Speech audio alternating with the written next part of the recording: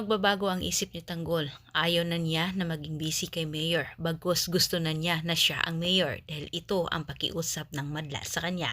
Samantala sa kabilang banda, nanggagalaiti naman sa galit at gigil na gigil sa inggit itong si David matapos na ibinalita ni Atty. Vera sa kanya ang pagpasok ni Tanggol sa politika. Tilang na naginip naman itong si David, hindi niya matanggap na umaangat na itong si Tanggol samantalang siya ay hirap na hirap.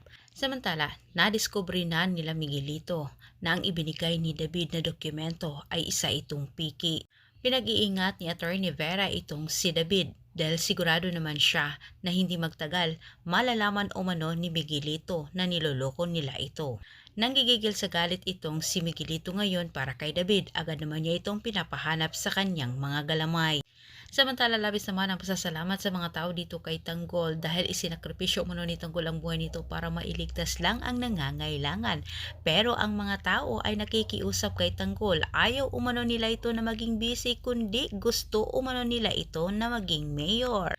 Sa gitna ng pangungumbinsi ng madla kay Tanggol, napag-isip-isip naman ni Tanggol na mas may kapangyarihan umano siya kapag siya ang mayor kaysa busy.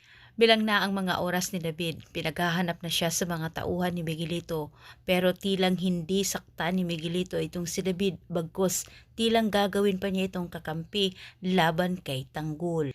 Paliwanag ni Tanggol sa mga tao na hindi na umano niya mababawi kung anuman ang napagkasunduan nila ni Olivia. Susuportahan na lang umano sila ng mga ito. Kikilos naman itong si David. Pipigilan umano niya ang pagtakbo ni Tanggol.